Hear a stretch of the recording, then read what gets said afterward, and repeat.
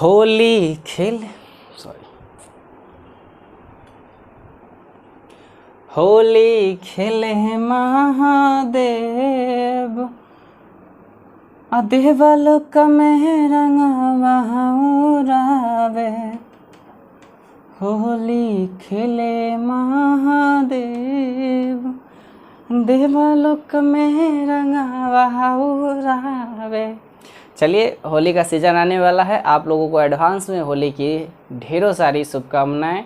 अच्छे से होली मनाइए, यही हमारी शुभकामनाएं हैं। चलिए, आज का हमारा टॉपिक है फैक्टर एंड फार्मूला बेस्ड। ठीक है, आज का हमारा टॉपिक है फैक्टर और फार्मूला बेस्ड। ये मैथ का वैसा टॉपिक है जो देखने में बहुत आसान लगता है, देखने में बहुत मज़ा आता है, क्वेश्चन भी बनाने में बहुत मज़ा आता है, लेकिन सबसे ज़्यादा समय की बर्बादी हमारा यही चैप्टर करता है, फैक्टर एंड फार्मूला बेस्ड। ध्यान से देखिए, कैसे मैं आपको इस वीडियो में बताऊंगा कि कैसे आपका समय सबसे ज़्यादा ये चैप्टर लेता है। ये देखने में इसलिए इजी लगता है क्योंकि ये पूरा फार्मूला पे बेस्ड है। हर एक क्वेश्चन फार्मूला के अकॉर्डिंग बनेगा, ठीक है। लेकिन इसी फार्मूला को पुट करते समय इतना समय का गैपिंग हमारा हो जाता है, इतना समय का ड्यूरेशन बढ़ जाता है, जिससे हम अगले क्वेश्चन पे अटेम्प्ट लेने में अपने समय की खपत ज़्यादा कर देते हैं इसी चैप्टर को बनाने में।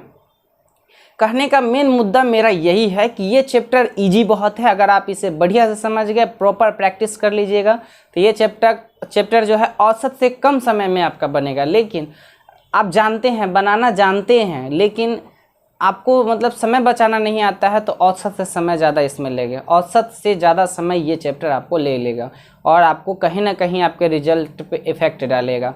चाहे आप किसी भी चीज़ का एग्ज़ाम का तैयारी करते हो, polytechnic, paramedical, general competition, SSC, railway, MTS, जितना भी कंपटीशन का तैयारी करते हैं, इससे रिलेटेड कोई भी क्वेश्चन पूछा जाता है तो आपका 110% मैं गारंटी ले किसी के साथ कहता हूँ कि आपका समय ये बचाएगा। ये सबसे वो हमारा सेफ एरिया है जिसमें समय की बचत हम खुद कर सकते हैं। ठीक है, समझ गए हम क्या बता रहे हैं आपको कि ये समय बचाने वाली एरिया है। लेकिन यहाँ पे हम समय नहीं बचा पाते हैं। नहीं बचा पाते हैं क्यों? आप बहुत समझदार हैं, खुद समझ जाइएगा क्यों नहीं बचा पाते हैं। हम कुछ क्वेश्चन आपको कराएंगे, इससे आपको पता चल जाएगा कि आपका समय कहाँ कहाँ ख़त्म होता है। ठीक है, लेकिन चलिए उससे पहले इसको बेसिक से स्टार्ट करते हैं। चूँकि हमारा मेन वीडियो बनाने का पर्पस यही है कि हम बेसिक से आपको बेसिक जानकारी दें, ठीक है, जिससे आपका समय बच सके और आप दूसरे क्वेश्चन पे अटेम्प्ट जल्दी से जल्दी ले सके। ठीक है, तो आइए बिना किसी देरी के शुरू करते हैं। ठीक है ना, फैक्टर और फार्मूला बेस्ड। ठीक है, तो सबसे पहले एक फार्मूला, यहाँ पे मैं कुछ फार्मूला पहले आपको दे देता हूँ ताकि क्वेश्चन बनाने में आपको बहुत आसानी हो, बहुत आसानी हो और कुछ सेकेंड में ही आपका क्वेश्चन यहाँ पे सॉल्व हो जाए। मैं वो चुटपुटिया फूल पत्ती वाला क्लास नहीं कर रहा हूँ कि हाँ इन लगातार प्राकृतिक संख्याओं का योग क्या हो गया, ये सब दे दूंगा और आपको बोलूँगा कि चलिए ये हो गया, क्वेश्चन करा दिया, चलिए ख़त्म हो गया फैक्टर और फार्मूला बेस्ड। वो बात यहाँ पे नहीं चलेगा, फूल पत्ती वाला क्लास यहाँ पे नहीं चलेगा। ठीक है, आपको पूरा बेसिक क्वेश्चन कराने का अर्थ क्या होता है, कोई भी टॉपिक पढ़ने का अर्थ ये होता है कि हम उस टॉपिक से रिलेटेड जितने भी क्वेश्चन बनाए गए हैं या बनाए जा सकते हैं हम उसको हल कर सकते हैं, वो भी कम समय में। ये मतलब होता है किसी भी टॉपिक को पढ़ने का। मान लिया जाए हम कोई दूसरा टॉपिक पढ़े और कोई कल होके उससे हम क्वेश्चन आपसे पूछे और नहीं बने, तो इसमें या तो पढ़ाने वाले की गलती है या समझने वाले की, पढ़ने वाले की गलती है। या तो पढ़ाने वाले ठीक से पढ़ा नहीं रहा है या समझने वाला ठीक से समझ नहीं रहा है। ये दोनों गलती होता है। ठीक ना, अगर मान के चलिए पढ़ाने वाला ठीक से पढ़ा रहा है और समझने वाला ठीक से नहीं समझ रहा है, तो इसमें टीचर की गलती नहीं होती है। किसी भी मायने में टीचर की कभी गलती नहीं होती है, गलती हमेशा स्टूडेंट की होती है। चूँकि पढ़ना उसको है, जॉब उसको लेना है, मुकाम तक उसको पहुँचना है। हम अगर जॉब लेंगे तो हमको मुकाम तक पहुँचना है, ना कि आपको नहीं किसी टीचर को पहुँचना है। टीचर तो आएगा, पढ़ा के चले जाएंगे, ठीक है, लेकिन आपको अपने जॉब तक पहुंचना है, आपको अपने स्थान तक पहुंचना है, गंतव्य स्थान तक पहुंचना है। तो वो कैसे कीजिएगा, वो आप पे निर्भर करता है। ठीक ना, आप तो पैसे दे देते हैं, कहीं कहीं कोचिंग में आप जाते हैं, पैसे दे देते हैं, उसके बाद आप पढ़िए नहीं पढ़िए, जाइए नहीं जाइए, कोई फ़र्क पड़ता है? नहीं पड़ता है। टीचर रोज़ आते हैं, अपना वहाँ पे ड्यूटी जनाते, हाजिरी जनाते हैं, चले जाते हैं। लेकिन क्या आप कभी सोचे हैं कि कितना % आप समझ पाते हैं, कितना % आप उस पैसे का यूज कर पाते हैं जो आपके पिताजी ने खून पसीने की कमाई से आपको पैसे दिए हैं, कितना % यूज कर पाते हैं। आजकल तो दूसरा ही ट्रेंड चल गया है, हम उस पर बात नहीं करना चाहते हैं, नहीं करेंगे उस पर बात, वो हमारा टॉपिक ही नहीं है कि फुल पत्ती वाला क्लास कराएं और उसी मुद्दे पे आपको भटकाते रह जाए।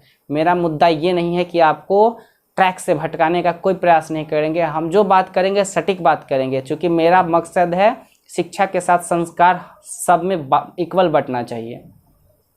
ठीक है, कद्दू कटेगा तो सब में इक्वल बटेगा, ना कि किसी को ज़्यादा ना किसी को कम। ये थोड़ा सा शायरी पॉपुलर था इसलिए मैंने आपको बता दिया। यहाँ पे कद्दू दूसरा मतलब ट्रैक पे मत जाइएगा आप लोग। यहाँ पे शिक्षा का बात किया जा रहा है, संस्कार का बात किया जा रहा है कि जो भी हम ग्रहण किए हैं वो आप भी ग्रहण कीजिए। हम में जितना अच्छाई है या बुराई है, बुराई को साइड कर दीजिएगा, अच्छाई जितना भी हम पॉइंट आपको समझाएंगे अगर समझ में आपको आ जाए, एकदम बेसिक से समझाएंगे ज़रूर समझ में आ जाएगा। आप केवल एक काम कीजिए, अपने दिमाग में ये रखिए कि हमें कुछ नहीं आता है, आज ये टॉपिक लिखाया गया है तो आज ये टॉपिक हम समझ के जाएंगे। बस अपने दिमाग को ये समझाइए। हम उम्मीद के साथ कहते हैं, पूरे विश्वास के साथ कहते हैं, कभी आप पीछे नहीं रहिएगा किसी चीज़ को समझने में, और एग्ज़ाम में सबसे पहले आपका क्वेश्चन सॉल्व होकर सबसे पहले समय बचा के आप बैठिएगा, और उस जो समय बचेगा वो आप किसी हार्ड क्वेश्चन पे आप लगाइएगा। जैसे जो होता है ना, 4 सब्जेक्ट है, कोई भी सब्जेक्ट पे आपका समय ज़्यादा औसत से ज़्यादा लगाना हो तो आप वहाँ पे इन्वेस्ट कर सकते हैं। अगर आप मैथे में ज़्यादा समय इन्वेस्ट कर दीजिएगा तो आपका हो गया, बेड़ा पार हो गया। ठीक है, तो आप ये मत समझिए कि हम पॉलिटेक्निक का तैयारी करते हैं, हम IIT का करते हैं या ITI का करते हैं, हम SSC करते हैं, रेलवे करते हैं, बैंक करते हैं, फलाना ढिलाना, बिहार SSC, जो भी है SIDI, जिस भी सेक्टर में, एक लाइन में हम इसका परिभाषा दें तो जिस भी सेक्टर में अगर मैथ से रिलेटेड कोई क्वेश्चन पूछा जाता है तो आप वहाँ पे पीछे नहीं हटिएगा। हमारे स्टूडेंट कभी पीछे नहीं हटेंगे, ये हमारा कॉन्सेप्ट है, ये हमारा जो है सो है। पीछे मेरा स्टूडेंट कभी नहीं हटेगा। उसको सिर्फ पता चलना चाहिए क्वेश्चन से कि ये क्वेश्चन इस टॉपिक का है, फार्मूला एंड फैक्टर बेस्ड का है, तो इसको कैसे अटैम्प्ट लेना है। देखते ही वो अटैम्प्ट लेने का प्रयास करेगा और एक अटैम्प्ट में वो आंसर वहाँ पे फाइंड कर लेगा। ठीक है, तो आप पॉलिटेक्निक किसी भी सेक्टर की तैयारी कर रहे हैं, कोई मायने नहीं रखता है, SSC रेलवे कोई मायने नहीं रखता है, क्वेश्चन मायने रखता है आपके लिए, कॉन्सेप्ट आपके लिए मायने रखता है। कॉन्सेप्ट क्लियर है तो आप हर एक क्वेश्चन को बहुत ही कम समय में बना सकते हैं। Okay, understand. चलिए बिना समय गंवाए बात करते हैं अपने टॉपिक पे, factor and formula based. Formula based chapter की जो चैप्टर का हेडलाइन बना है वही लिखा गया है फैक्टर। फैक्टर मतलब होता है गुणनखंड, और फार्मूला मतलब सूत्र, ये भी सूत्र होता है। फार्मूला मतलब सूत्र के द्वारा गुणनखंडों को हम जितना कम से कम समय में हल कर दें वही हमारा फैक्टर और फार्मूला बेस्ड है। ठीक है, तो परिभाषा पे नहीं जाते हैं, इसका परिभाषा मत याद रखिएगा, जो हम कुछ पॉइंट लिखा रहे हैं बस उसको याद रखिए और उसका क्वेश्चन आंसर हम आपको करवा देंगे। ठीक है, चलिए लेक्चर थोड़ा ज़्यादा हो गया, अब आते हैं कुछ पॉइंट पे। पॉइंट नंबर 1, ठीक है, इसको इधर ही लिखते अच्छा लगेगा। इन लगातार प्राकृत संख्याओं का योग क्या होता है? n × n+1/2। अब आ जाइए, देखिए हम लिखा रहे हैं तो हम जानते हैं कि आप लोग बहुत तेज़ हैं, पहले से तेज़ है, लेकिन ध्यान से तरीका देर देखिए वीडियो को, कुछ ज़रूर आपको समझ में आएगा। ठीक ना, आपके यूजफुल के लिए है, ये नहीं कि देखे n लगातार लिखा दिए तो यहाँ से फरार हो जाइएगा। रुकिए, तरीका देखिए, ठीक ना, उसके बाद जाइएगा कहीं। अब आइए यहाँ पे ठीक है, यहाँ पे अब दूसरा लिखते हैं n लगातार, अब इसको हम बढ़ाते चले जाते हैं, प्राकृत नहीं, अब यहाँ पे सम संख्याओं का योग, तो n लगातार सम संख्याओं का योग हो जाएगा n × n+1। 1। ठीक है, आइए अब तीसरा लिखते हैं, n लगातार विषम संख्याओं का योग, तो हो जाएगा n²। ठीक है, अब चौथा आइए, n लगातार वर्ग संख्याओं का, ठीक है, सम संख्या के वर्गों का योग, n लगातार प्राकृत संख्या के वर्गों का योग कर दीजिए, प्राकृत संख्या के वर्गों का योग। ठीक है, n लगातार प्राकृत संख्या के वर्गों का योग, n into 2n plus 1 2n minus 1 n into n plus 1 n into n plus 1 2n plus 1 by 6। ठीक है, n लगातार प्राकृत संख्या के वर्गों का योग। अब आगे चलिए, n लगातार, अब लिखते हैं विषम संख्या के, ठीक है, विषम संख्या के वर्गों का योग, n into 2n plus 1 2n minus 1 by 3। ठीक है, अगला चलिए, n लगातार प्राकृत संख्या के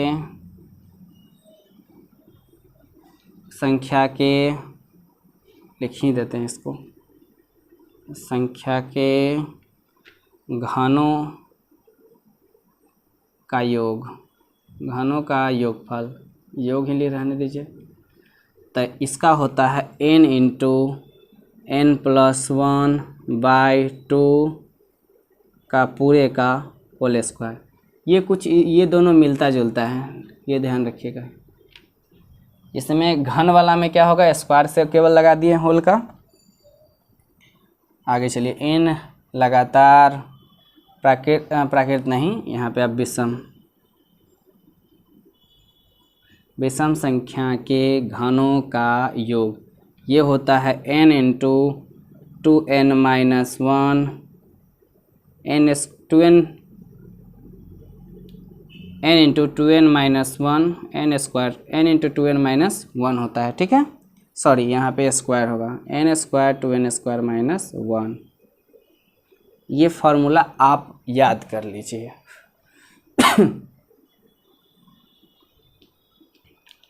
क्यों याद कर लीजिए, इम्पोर्टेंट है आपके लिए। ये जब तक नहीं याद रहेगा, मैं प्रैक्टिस करवा दूंगा, हर एक क्वेश्चन, बहुत सारा क्वेश्चन है मेरे पास, क्वेश्चन का यहाँ पे संगम पड़ा हुआ है, हर टाइप से क्वेश्चन है, टाइप 1 टाइप 2 टाइप 3, हर टाइप का क्वेश्चन का यहाँ पे भरपूर सामग्री है। लेकिन मेरे पास वैसा टेक्नोलॉजी अभी है नहीं, जैसे मैं आपको स्क्रॉल कर करके वो क्वेश्चन ही इतना ना 150 से 200 क्वेश्चन है, मैं एक दिन में वो क्वेश्चन कराने का क्षमता रखता हूँ, लेकिन मेरे पास वो टेक्नोलॉजी अभी नहीं है, जिसके कारण मैं आपको टोटल क्वेश्चन नहीं करा पाऊँगा। लेकिन मैं इस लेवल तक आपको बना दूंगा कि आप क्वेश्चन कर पाएँ।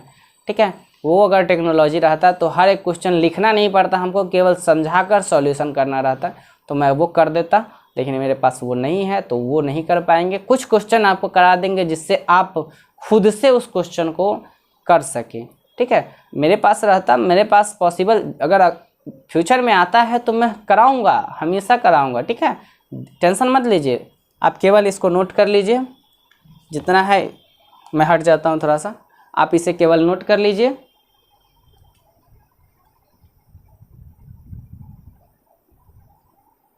नोट कर लिए। अब इसमें जो भी नहीं समझ में आ रहा है आप हमको बताइए। ठीक है, हम पूरा मतलब यहाँ पे फॉर्मूला लिख दिए हैं, इसमें और सारा जो है ना फॉर्मूला बनाया जा सकता है। ठीक है, जैसे हम इसमें सम वाला बनाए हैं, यहाँ पे देखिए प्राकृत संख्या में लगातार वाला में सम वाला बनाए हैं, तो वैसे ही इसमें वर्गों वाला में बना सकते थे और घन वाला में बना सकते थे। लेकिन हम ढेर फार्मूला जमा करा के क्या करेंगे, हैं बताइए। उतने एक फार्मूला जमा करा देंगे कि आपको रटने में इतना दिमाग खराब हो जाएगा। आप ये भी फार्मूला मत याद रखिए, सम वाला भी नहीं याद रखिएगा, काम चल जाएगा। केवल 6 फार्मूला के अराउंड आपके पूरे फैक्टर और फार्मूला को हम नचाएंगे, उंगली पे नचाएंगे। ठीक है, कैसे उंगली पे नचाएंगे देखिएगा। क्वेश्चन अब कराने जा रहे हैं, इसको अब मिटाते हैं, कैसे कराएंगे अब देखिएगा। ठीक है, देखते हैं कितना, थोड़ा ज़्यादा समय हो रहा है तो 1-2 ही क्वेश्चन कराएंगे, फिर कल वाला वीडियो में पूरा क्वेश्चन कराएंगे जितना पॉसिबल हो सकता है। क्योंकि वीडियो थोड़ा थोड़ा देर का बना रहे हैं, ज़्यादा देर का नहीं बना रहे जिससे आपको इरिटेट लगे, ठीक ना। चूँकि मेहनत हमको करना है और आपको दोनों को करना है। मेहनत जब तक नहीं करेंगे ना हम आगे बढ़ पाएंगे ना आप आगे बढ़ पाइएगा। जिस दिन हम लोगों ने सीखना छोड़ दिया, कहा जाता है जिस दिन आपने सीखना छोड़ दिया उस दिन आपकी दुर्गति होनी शुरू हो जाती है, उस दिन से दुर्गति होनी शुरू हो जाती है। एक मतलब बढ़िया लाइन है कि जिस दिन से आपने सीखना छोड़ दिया उस दिन से आपने जीना छोड़ दिया, ठीक ना। इसलिए ना हम हिम्मत हारेंगे ना आपको हिम्मत हारने देंगे। हर समय आपको मोटिवेट करेंगे, खुद मोटिवेट होते हैं और आपको भी मोटिवेट करते हैं ऊपर वाले की कृपा से, माँ के दुआ से। तो आप भी मोटिवेट होइए और हम भी मोटिवेट होंगे, ठीक ना। एक कहावत है कि मंजिलों से मोहब्बत है हमें। क्या है वो कहावत ही हम भूल जाते हैं, वो कहावत ही नहीं याद रहता है यार। हाँ आ गया याद। मुश्किलों से मोहब्बत है हमें, मुश्किलों से मोहब्बत है हमें, ए वक्त तू क्या टकराएगा।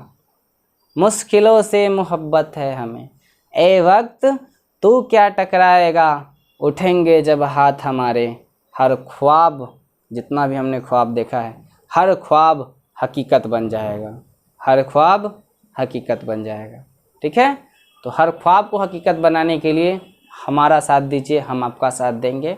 एक दूसरे के साथ के बिना हम आगे नहीं बढ़ सकते।